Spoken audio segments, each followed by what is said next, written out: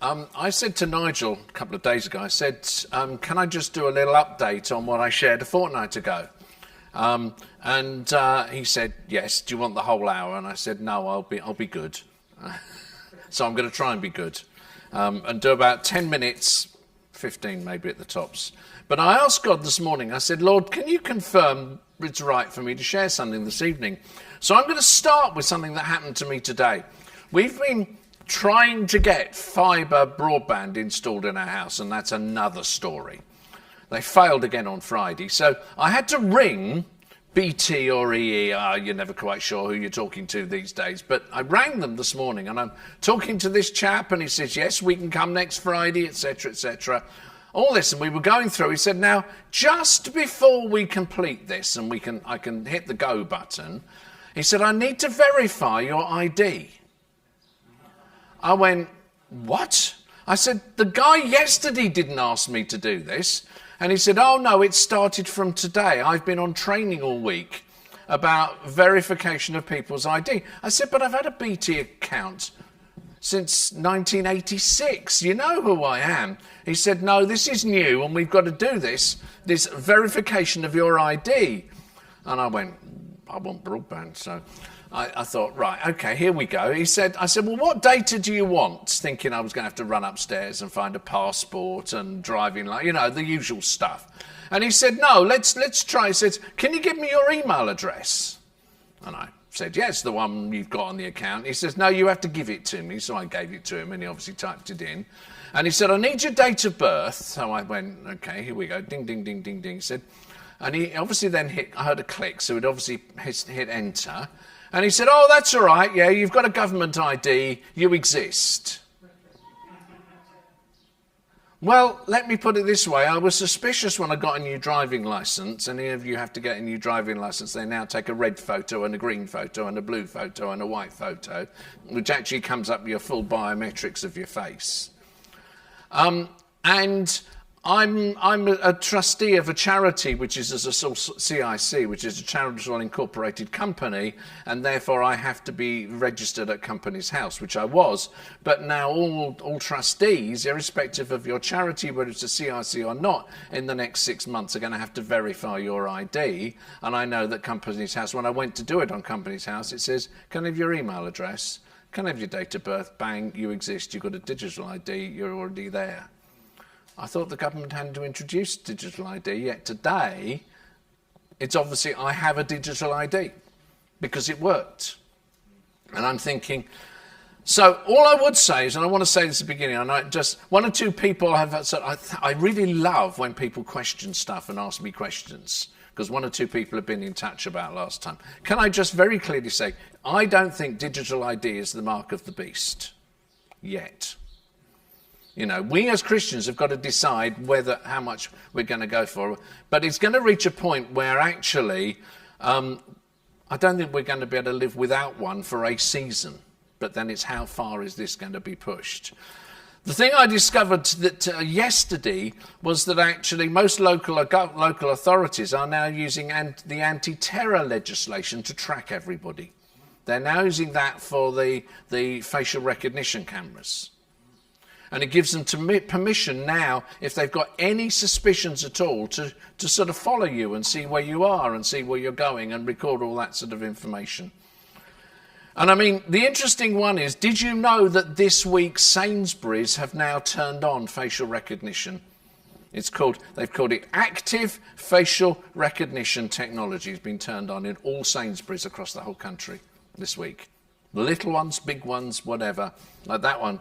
And I told you things are moving so far, really amazing how quickly.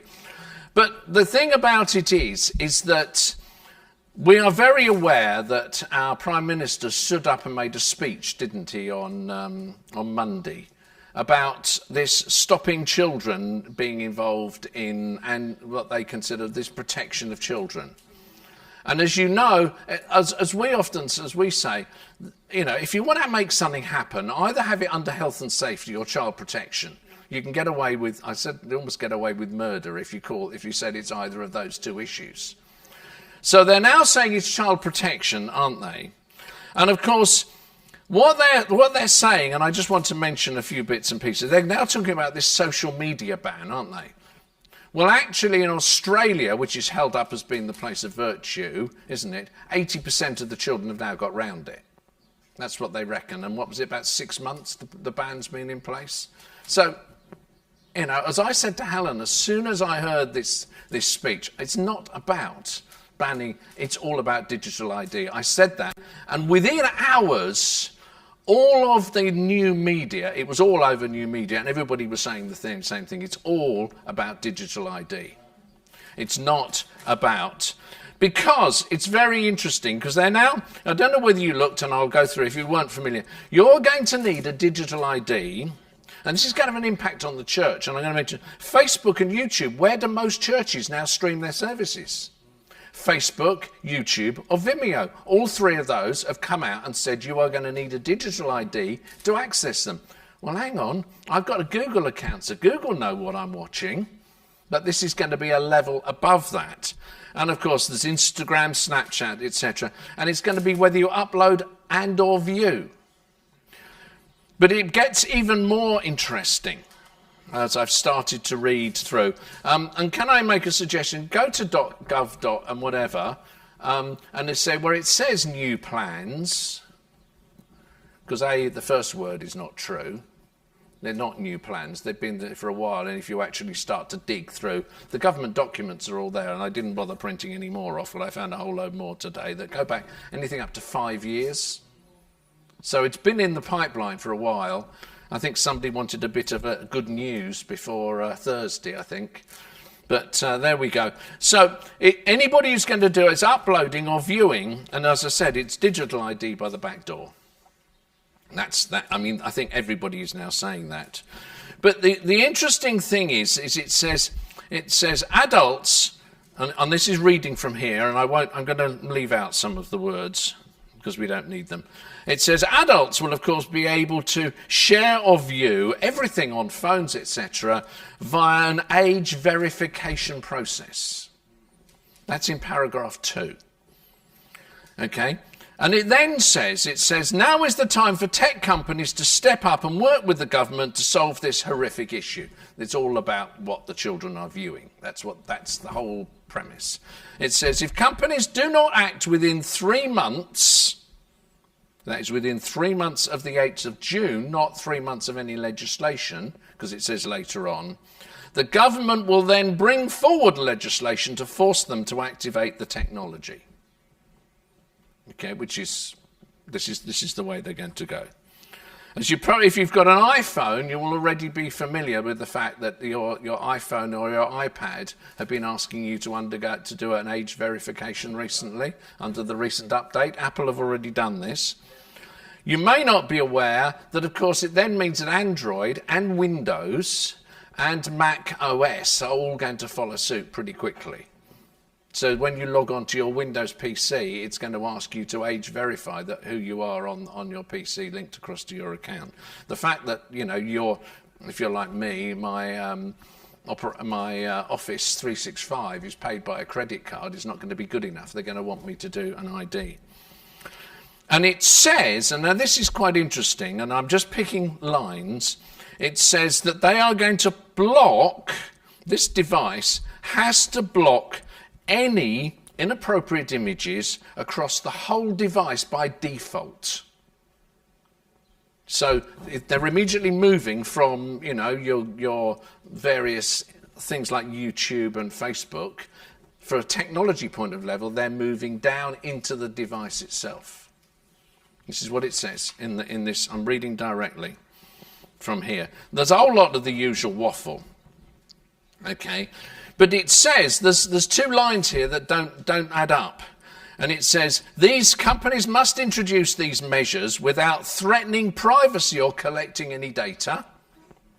Right? I'm going to read a whole paragraph to you. Right? So, companies must not introduce these measures without threatening privacy or collecting any data. The device should simply block harmful content across all apps and services. Over 18s will still be able to view adult content and other content by proof of age. Hang on. They're not going to collect any data, and they want you to put your age in by some means or other. Hang on, that's one paragraph. So isn't age data? Well, I would have thought it is. But then it gets even more interesting, and you know me, I like a good dig, so I had a bit of dig about this company. And it says it then comes into this thing called, this company called Safe2Net. This is a company who are overseeing it. Guess who's written the policy? Safe2Net are the chief advisors to the government who've actually written the draft policy. This, of course, is so you don't have to dig very far to find, if you look up Safe2Net, you'll find advisors to the government on e-safety. And even more interesting is that they then have a piece of technology called HarmBlock, which they say is a proven example that it works, and it will be included in all operating systems that people use. So the company who've designed the policy are the people who've written the software, which is going to be implemented by all of the main companies into the. It sounds like you know. And also the thing about it is, if you start to look it up, people have said you cannot get it off your device once it's on there. Doesn't matter how you try, even if you try rolling back the operating system for the techie people who know that sort of stuff, you can't. It won't come off your machine. And the question then is, what else is it going to be used to scan for and look for? So I would if you want to have if you can't sleep, go and look this up. It makes interesting reading, and they've got all the sort of lovely people who are saying how wonderful this is going to be. Strategy director of this, and the CEO of Welsh Women's Aid, and the NSPCC, and Barnardo's, and various foundations. They're all coming out and saying, oh, isn't this going to be wonderful? Yeah, yawn, yawn, yawn. They're all saying the same thing. But the point being is that it's not about the social media ban. It's all about trying to control us as human beings. But I don't know whether you noticed that it's actually got even more interesting since Monday. Because everybody's virtually, BT, as I said, BT and EE have put in ID this today. That wasn't there yesterday. Hang on, the announcement was only on Monday. The other one that I came across is, I don't know if you've heard about this lady called Liz Kendall. She is the Science and Technology Secretary to the government. She's actually now turned round and says in order to get round this, you can get round this by using what are called VPNs. If you know what a VPN is, you'll understand, but if you don't, can I just put it this way? Many companies legitimately they're going to ban the use of VPNs in this country from July. Well, let me put it this way. All teachers, every single teacher in the UK uses a VPN to access their data at school on their own computer. Every single member of the teaching staff, because it was recommended and is implemented by a very large educational IT supplier who are up in Didcot. I'm not going to name them because for various reasons. Anybody who remotely works from home uses a VPN. I was talking to other people and they've said, well, I don't know how we're going to work remotely. And a lot of companies who don't buy their own don't buy computers for their employees, you bring your own laptop because you like your own laptop, has a VPN installed on it so you can access the work stuff at work or work stuff at home, and it protects everything. So they're going to ban all of those. And I suppose it will mean all the civil service will have to go back into the office. I suppose that's one good advantage. Maybe you'll get some answers. But just throw that one out. That there's all this knee-jerk reaction about trying to make this happen. The BBC on Thursday and ITV have said that they are going to require age verification in order to access their programmes. I don't know how they're going to do that, how they're going to guarantee that in one house you haven't sort of, if you've ever used iPlayer, doesn't it say, have you got a TV licence? And you say yes, and it works. Doesn't it? I mean, if you've ever used iPlayer, obviously that's going to become... So we've got all this sort of thing going on. Interestingly, and I'll just keep adding, Uber emailed all its customers this week to say they're implementing digital ID from the autumn for the security of customers and their drivers. Zoom, how many of us use Zoom? Well, Zoom are going to introduce, you can find this week there in the Zoom release, because I still get that, because I used to be responsible for Zoom across an educational trust. For some reason, they still keep sending me to my personal email updates. That they are going to introduce from January 2027 biometric or digital ID for all people who want to use Zoom. So if you want to use Zoom to have a and Zoom is used for prayer meetings and church meetings and all that sort of bits and pieces. It's interesting that suddenly all these companies are jumping in and saying, we're going to do this, we're going to do that, we're going to do the other. And they haven't even passed the legislation yet. It was just the Prime Minister standing up at a tech fair on Monday reading from this document. But immediately people have jumped on the bandwagon. So I offer that to you as a little update. I've just been amazed that every day I have this pad that I write down various bits and pieces in our kitchen. Which pad am I picking up? I know Helen says, oh, you're scribbling again, and I'm scribbling in one pad or the other for various sermon preps and that sort of thing. This one has been on fire this week. But all I would say is I want to leave us with a verse. James 1 verse 5 says, if any man lacks wisdom, let him ask of God who gives abundantly. We as Christians are going to need abundant wisdom in the days that lie ahead. I think, we're not going to be able to avoid it, but we need to be wise and look at what we do and how we do it and various bits and pieces like that. And the interesting thing is that the person who won the Mayfield by-election, I'm not naming who it is, I prefer YouTube not to count this as political. Interestingly, his mayoral training he was trained at Harvard, by the way, to become a mayor. And it was all of his political campaigns so far have been funded by the Bloomberg Foundation. And the Bloombergs, along with Bill Gates, and along with BlackRock, are of course buying up vast amounts of land in the UK and the US. I mean, France has lost a third of its data because they tried to implement some sort of half-hearted system and they'd lost about a third of their data's been hacked, they estimate. Yeah, it'll be, I suspect it'll be pan-Europe, because they'll then say, oh yes, if you've got your digital ID, you won't have to queue for 3 hours at Calais to come home. I mean, that will be that your passport won't be good enough. I can see that happening. So anyway, there we go. I offer that to you, and we need to just be wise and just praise God for his wisdom.